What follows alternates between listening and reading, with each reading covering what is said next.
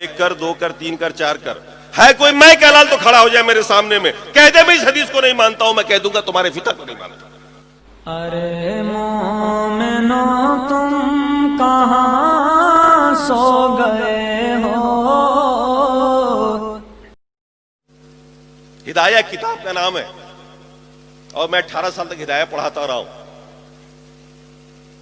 ہدایہ کے اندر اس کے مقدمے میں لکھا ہے کہ عالم نے الہدایہ کل قرآن، ہدایہ کو کہا قرآن کے معنی،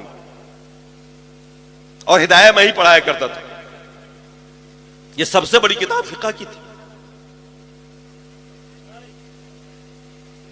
اس میں ایک مسئلہ آیا طلاق معلق کا. طلاق معلق سمجھتے ہیں آپ؟ کسی چیز کو کسی چیز پر لٹکا دینا، مشروط کر دینا. کسی آدمی نے یہ کہا، کمارا ہے، کسی آدمی نے یہ کہہ دیا کہ میں جب جب شادی کروں میری بیوی کو 3 طلاق مغلظہ. دیکھیں ابھی شادی نہیں ہوئی لیکن وہ طلاق دے رہا. کیا کہہ رہا ہے؟ میں جب جب شادی کروں تب تب 3 طلاق مغلظہ. ہدایہ میں لکھا ہے کہ اگر کوئی آدمی کمارے میں ایسا بول دے، ایسا کہہ دے تو وہ شادی نہیں کر سکتا، کیونکہ جب جب کرے گا تب تک آٹومیٹک طلاق ہو جائے گی. جب میں نے پڑھایا اس سبق کو ہدایہ کے اندر تو شاگرد تھے 4-5، ایک ان میں سے ایک کا نام تھا سعید. یہ بچہ جانتا ہے سامنے بیٹھا ہوا، وہ ذرا فلسفی ٹائپ تھا. پڑھنے کے بعد جب روم میں گیا اس نے تکرار کرایا، دہرایا سارے ساتھیوں کو بٹھا کر کے، اور اس رو میں کہہ گیا کہ میں جب جب شادی کروں میری بیوی کو طلاق مغلظہ. ساتھیوں نے کہہ دیا کیا بول گئے تم، اب تیری تو شادی نہیں ہو سکتی، ابھی پڑھ کے آئے تم نے دہرا بھی دیا اپنی طرف کر کے. ہم لوگ جب پڑھاتے تھے تو کہتے تھے زید نے کہا، عمر نے کہا، بکر نے کہا، اپنے اوپر نہیں لیا کرتے تھے. اس نے کہا کہ یار چھوڑو ہم نہیں کریں گے شادی وادی. بات آئی گئی ہو گئی، مگر آپ جانتے ہیں کہ شادی کے بغیر بھی کوئی رہ سکتا ہے کیا؟ نماز کے بغیر جی سکتا ہے، روزے کے بغیر جی سکتا ہے، دین پر چلے بغیر رہ سکتا ہے، شادی کے بغیر تصور ہی نہیں کہ آدمی زندہ رہ لے، جیسے سب سے بڑا فرض. بہرحال 2-3 سال کے بعد اب جب اس نے شادی کرنا چاہی تو ساتھیوں نے یاد دلایا کہ تیرے منہ سے نکلا ہوا وہ جملہ، چونکہ ہم لوگ حنفی تھے، ہدایہ پڑھتے پڑھاتے تھے، فتویٰ بھی اسی پہ دیا جاتا تھا، الہدایہ کل قرآن بھی وہی تھا. مسئلہ مسائل قرآن و حدیث میں دیکھتے نہیں تھے، اس کرتے تھے. وہ پھنس گیا، کہا شادی کرنا تو پہلے فتویٰ تو منگا لے علماء سے. وہ میرے پاس آیا، بھگا وہ حضرت، یہ تو بڑی غلطی ہو گئی، میرے منہ سے ایسے ایسے نکل گیا 3 سال پہلے، اب کیا ہوگا؟ تو ایک چیز میں بڑا مشہور تھا میں کہ گنجائش میں بہت نکالا کرتا تھا.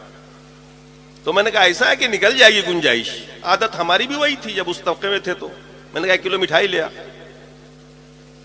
وہ بھی بڑا کنجوس تھا، اس نے کہا کہ نہیں مٹھائی تو نہیں کھلاؤں گا. میں نے کہا پھر حل بھی نہیں کروں گا، کیونکہ اس کے بغیر روشنی آتی ہی نہیں دماغ میں، عادت تھی. وہ بھی ضد پڑ گیا. اب اس نے فتاوے استفتاء لکھنا شروع کیا بڑے بڑے اداروں کو، جو اس وقت کے بڑے بڑے مفتی تھے، سب کو لکھا، اور ہر طرف سے یہی جواب آیا کہ نکاح کی کوئی صورت باقی نہ رہی، تم جتنی بار بھی نکاح کرو گے طلاق آٹومیٹک ہوتی چلی جائے گی. ہمارے یہاں سالانہ جلسہ تھا دستار بندی کا، مفتی صاحب آئے ہوئے تھے. وہ مفتی صاحب کے پاس گیا کہ حضرت حل کر دیجئے.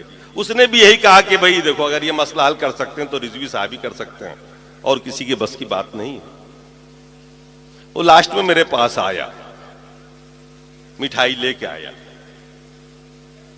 تو میں نے کہا چلو، صبح کا بھولا شام کو گھر آ گیا تو اس کو بھولا ہوا نہیں کہتے ہیں. میں حدیث پڑھایا کرتا تھا، ایک حدیث میرے سامنے تھی، اور یہ جرأت تھی کہ میں حدیث پہ چلوں، فقہ کو چھوڑوں. کیونکہ یہی باتیں جو دل میں پیدا ہوا کرتی تھی نا کہ محبت رسول کی شکل یہ ہے کہ اتباع سنت ہو، اتباع علماء نہ ہو. ایک حدیث میں نے پڑھائی، لا طلاق قبل النکاح، اسی مشکات کے اندر، کتاب الطلاق کے اندر یہ حدیث، لا طلاق قبل النکاح، نکاح سے پہلے طلاق کا اختیار نہیں. اللہ کے رسول نے فرمایا نکاح سے پہلے طلاق کا اختیار نہیں. یہاں کہا کیا جا رہا ہے؟ نکاح ہوا نہیں، قبل از وقت وہ کہہ رہا ہے جب جب کروں تب تب. میرے سامنے میں وہ حدیث تھی، میں نے لکھا جواب، میں نے کہا 1 کر 2 کر 3 کر 4 کر.